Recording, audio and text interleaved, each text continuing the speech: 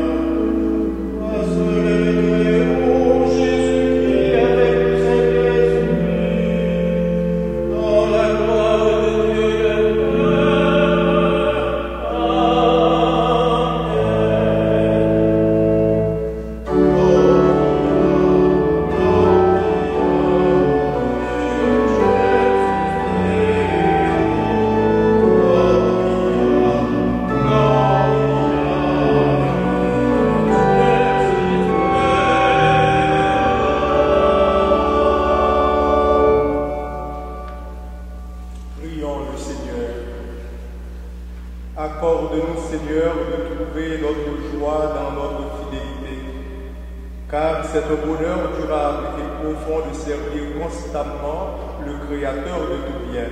Par Jésus-Christ, ton Fils, notre Sauveur et notre Dieu, lui qui est vivant et qui est roi, Dieu pour les siècles des siècles. Amen.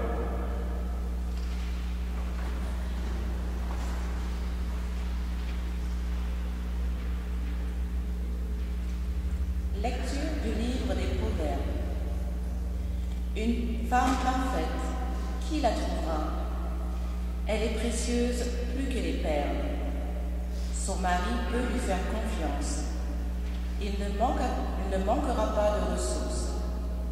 Elle fait son bonheur et non pas sa ruine tous les jours de sa vie. Elle sait choisir la laine et le lin, et ses mains travaillent volontiers. Elle tend la main vers la quenouille, ses doigts dirigent le fuseau. Ses doigts s'ouvrent en faveur du pauvre. Elle tend la main aux malheureux. Le charme est trompeur et la beauté s'évanouit.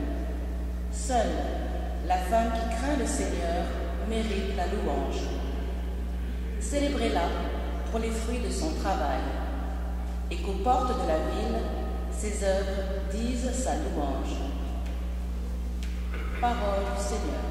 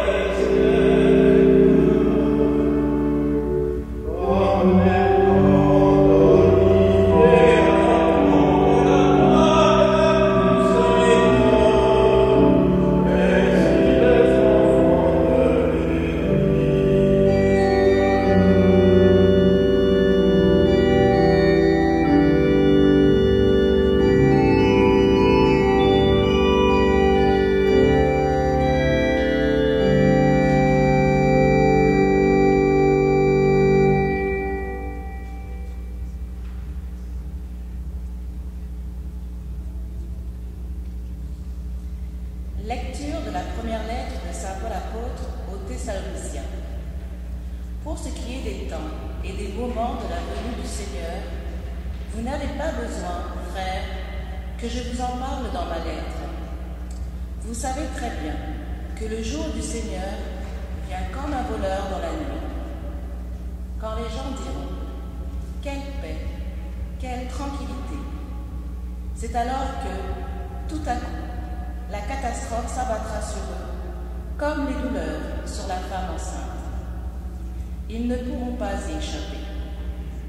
Mais vous, frères, comme vous n'êtes pas dans les ténèbres, ce jour ne vous surprendra pas comme un voleur. En effet, vous êtes tous des fils de la lumière, des fils du jour. Nous n'appartenons pas à la nuit et aux ténèbres. Alors, ne restons pas endormis comme les autres, mais soyons vigilants et restons sobres. Parole du Seigneur.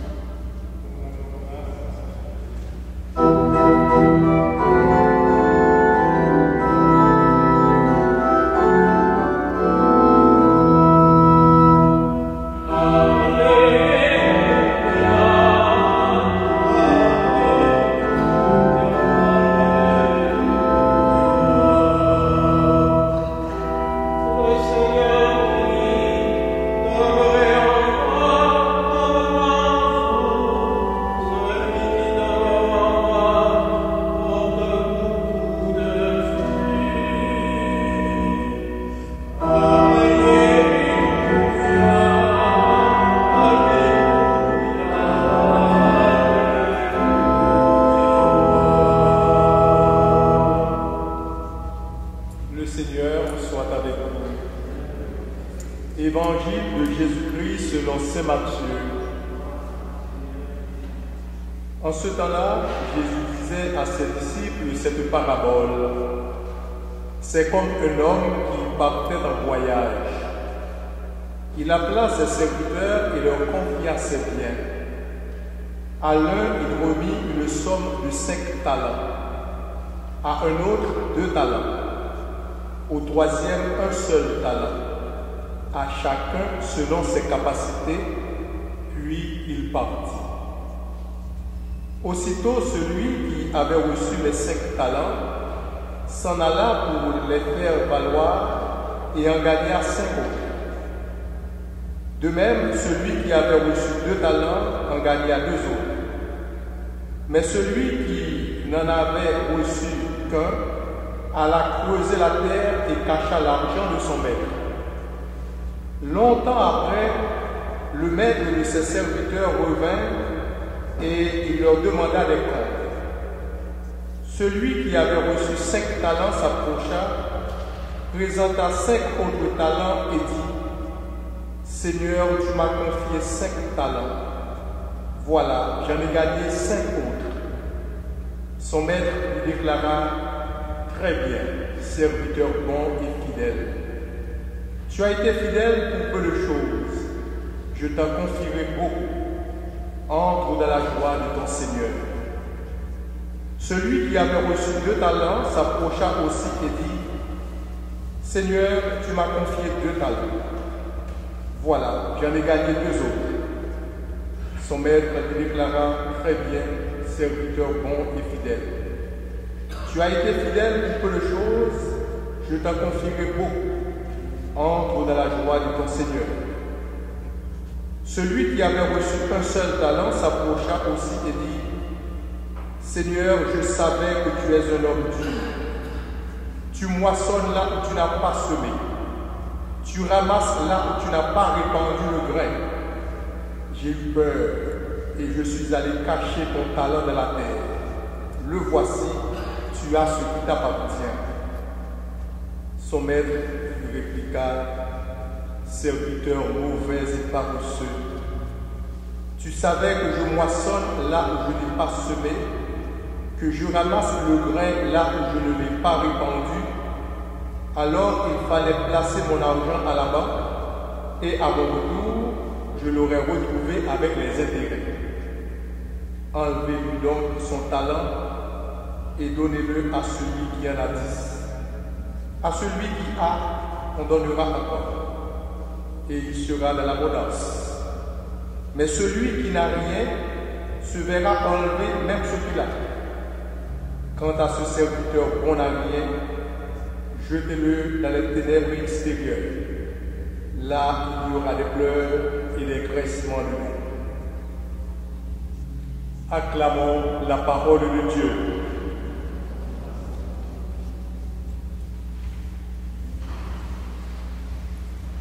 L'évangile d'aujourd'hui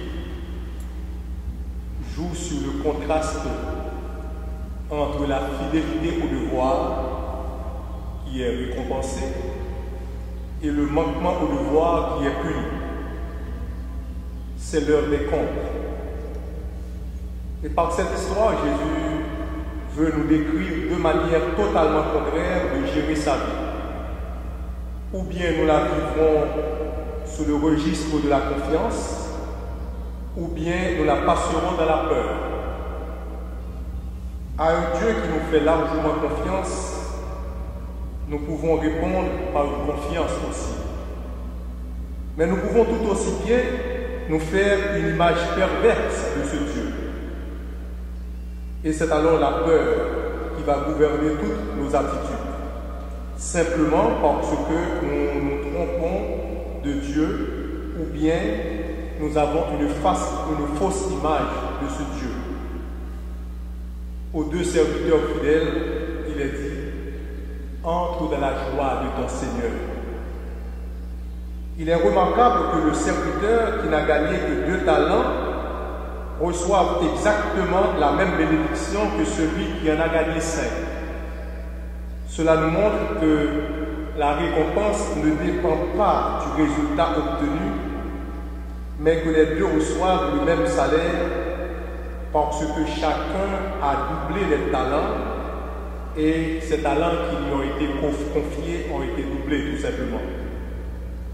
Tout comme les ouvriers de la vigne qui reçoivent le même salaire alors que leur temps de travail n'a pas été le même, ce qui compte c'est la volonté de mettre à profit les talents reçus. Chacun selon ses conditions, chacun selon ses charismes, chacun aussi selon ses limites. La faute du 3e serviteur, lui sur qui repose la pointe de la parabole, est d'avoir peur. À quoi bon agir et se donner du mal si on ne fait pas confiance en Dieu et en la vie? Les premières pages de la Bible nous parlent justement de ce langage, un langage mystique, ce qui est fondamentalement dans l'homme. Le péché, c'est la peur, la défiance. Le Seigneur Dieu, dans le grave du jardin d'Éden, appela l'homme et lui dit, « Où es-tu » L'homme répondit, « Je t'ai entendu dans le jardin, j'ai pris peur parce que je suis nu et je me suis caché. » Ici, le serviteur s'excuse en mots semblables. « J'ai eu peur et je suis allé enfouir ton argent dans la terre. Le voici, tu as ce qui t'appartient. » Le serpent, le tentateur, nous fait aujourd'hui prendre Dieu pour ce qu'il n'est pas. Un Dieu jaloux, perfide, qui aurait peur de prendre son empire sur les hommes. Tu moissonnes là où tu n'as pas semé. Notre seul véritable péché est aussi d'avoir peur de Dieu. Le maître, nous dit la parabole, il est absent. c'est bien notre situation. Dans la nuit de notre foi, nous n'avons que des signes tenus de Dieu. L'Église elle-même, avec tous ses problèmes, toutes ses lourdeurs, avec aussi ses forces, les sacrements qui demandent la foi, le temps de la prière silencieuse qui requiert notre modeste persévérance. Bref, Dieu nous laisse libres. Il nous laisse à notre propre et entière initiative. Il nous fait une confiance inouïe et totale. Notre vie, notre famille, notre communauté, notre Église, notre planète sont laissés à notre entière liberté. Les talents sont l'image de la gracieuse offre que Dieu nous fait de devenir ses collaborateurs. Nous pouvons accepter cet appel ou bien le refuser, car Dieu, lui, il ne force personne. Mais si nous acceptons de vivre en conformité avec la volonté divine, il nous faut remarquer qu'aucun des deux serviteurs fidèles n'exige de salaire. Il leur paraît tout naturel de rendre au Seigneur les talents, aussi bien ceux qui l'ont reçu que ceux qu'ils ont gagnés. Dieu leur a confié ces talents et leur a donné la possibilité de les mettre en valeur conformément à sa volonté. Et ceci n'est pas un devoir pénible. Au contraire, c'est la joie d'être en harmonie avec notre nature et avec ce à quoi Dieu nous a destinés. C'est ce qui exprime de manière très frappante nos prières.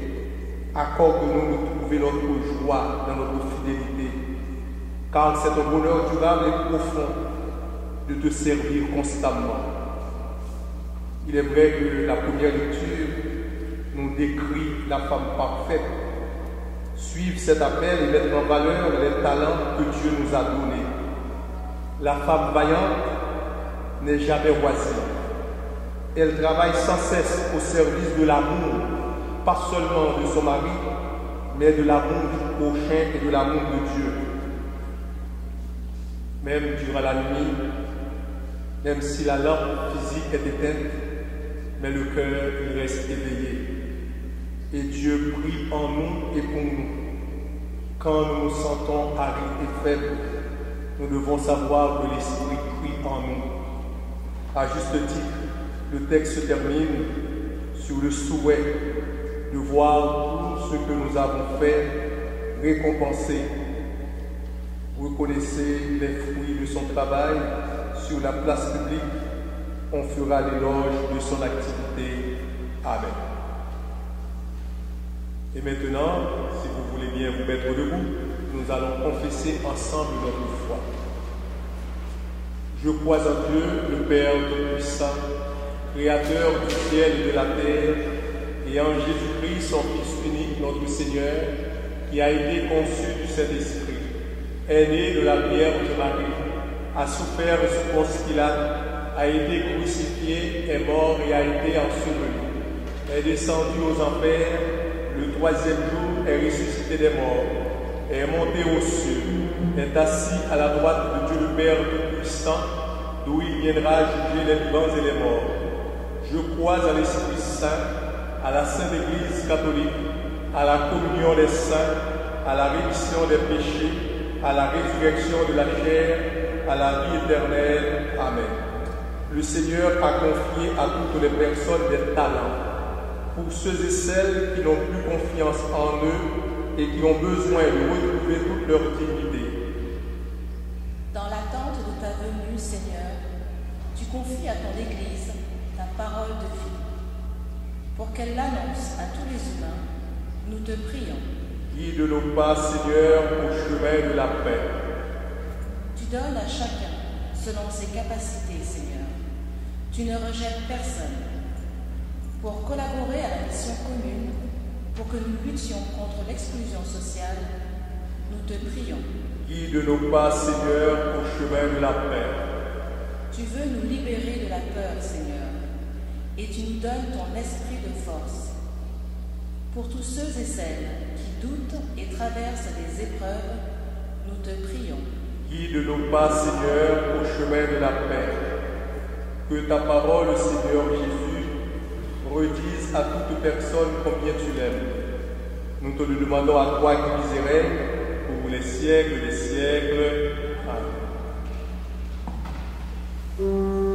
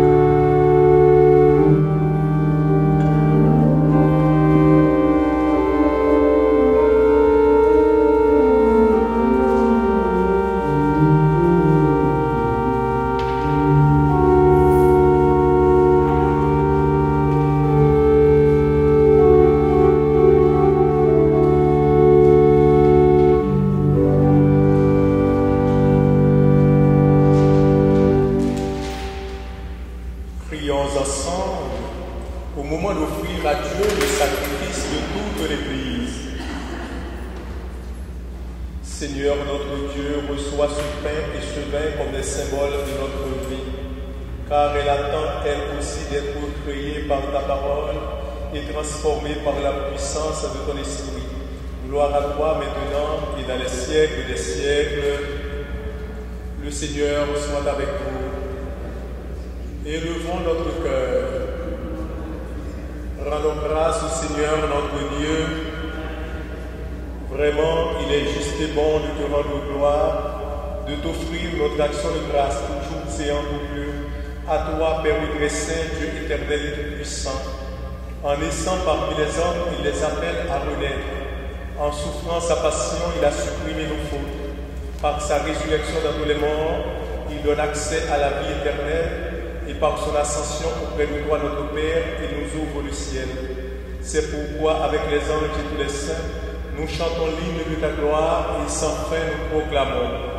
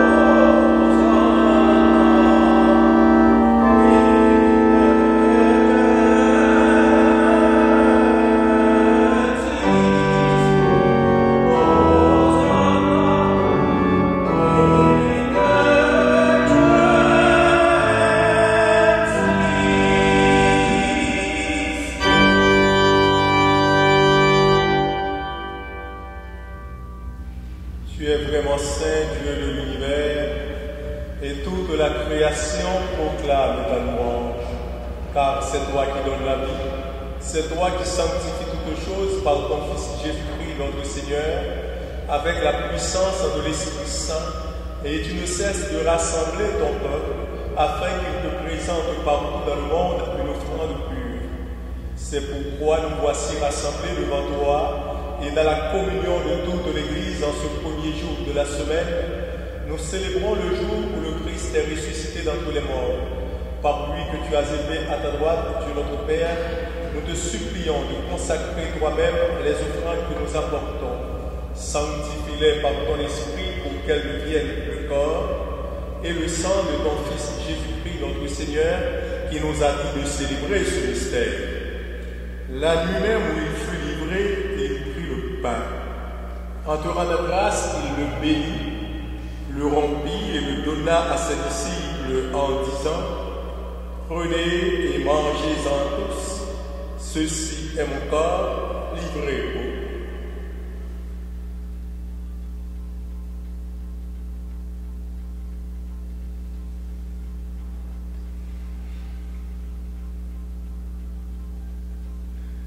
De même, à la fin du repas, il prit la coupe.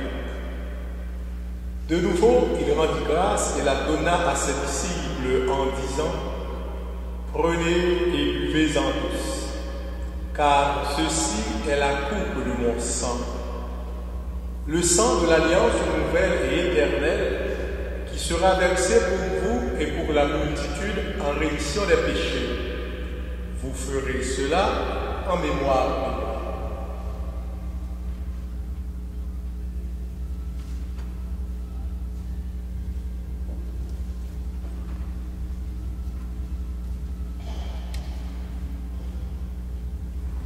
Il est grand le mystère de la foi. Nous proclamons ta mort, Seigneur Jésus. Nous célébrons ta résurrection. Nous attendons ta venue dans la gloire. En faisant mémoire de ton Fils, de sa passion qui nous sauve, de sa glorieuse résurrection et de son ascension dans le ciel, alors que nous attendons son dernier avènement, nous présentons cette offrande vivante et sainte pour te rendre grâce. Regarde, Seigneur, le sacrifice de ton Église et daigne y reconnaître celui de ton Fils qui nous a rétablis dans ton alliance.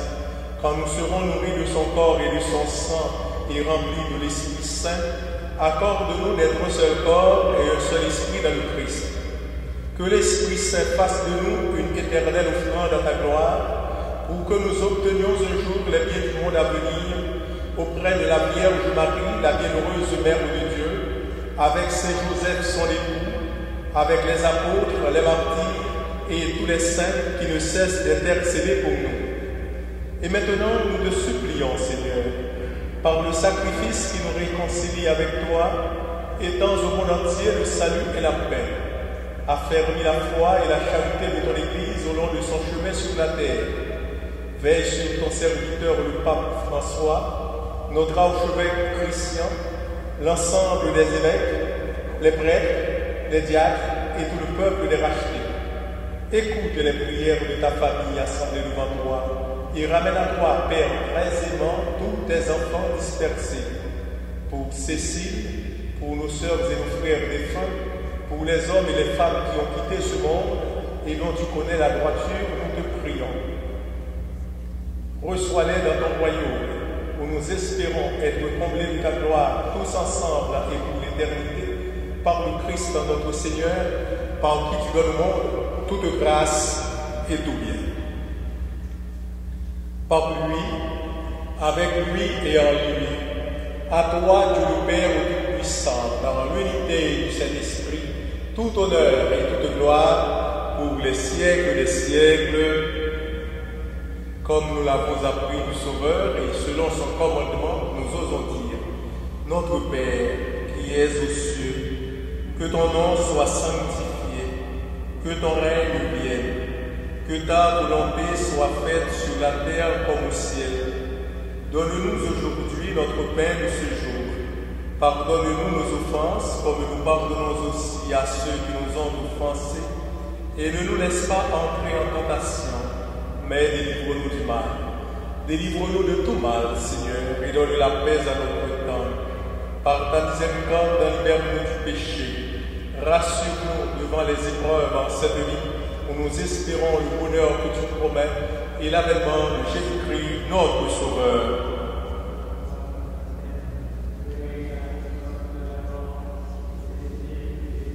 Seigneur Jésus-Christ, tu as dit à tes apôtres, je vous laisse la paix, je vous donne ma paix.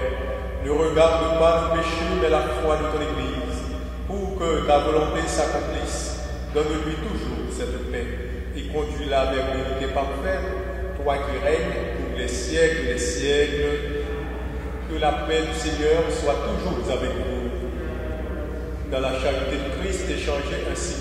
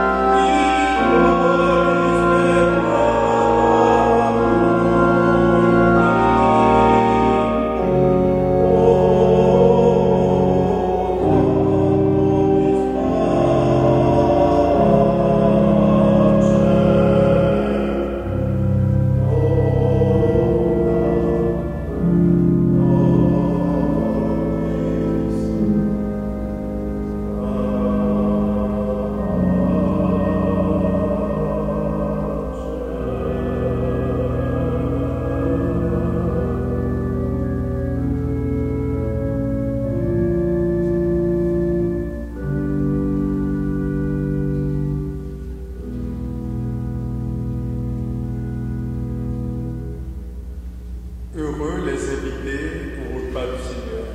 Voici l'agneau de Dieu qui enlève le péché du monde.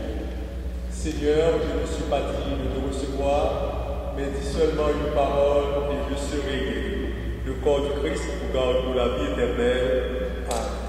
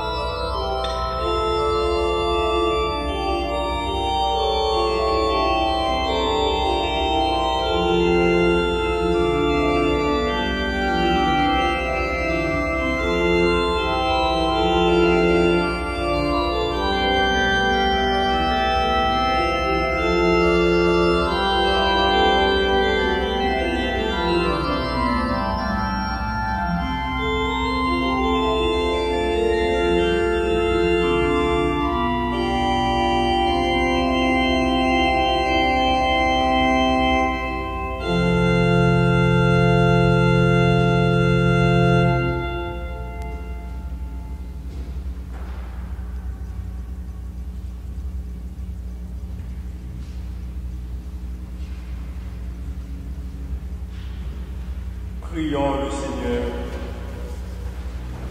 Dieu notre Père, tu as confié à chacun de nous des talents à faire fructifier. Que la force de ton esprit nous aide à risquer un peu de notre confort et de nos certitudes au service de ton royaume.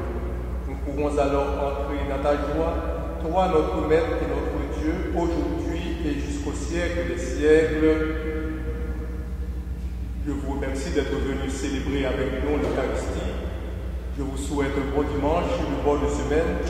Et en ces temps difficiles, je vous souhaite aussi beaucoup de courage. Soutenons-nous les uns les autres. Le Seigneur soit avec vous.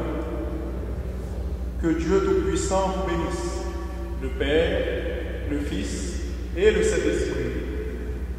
Allez dans la paix du Christ.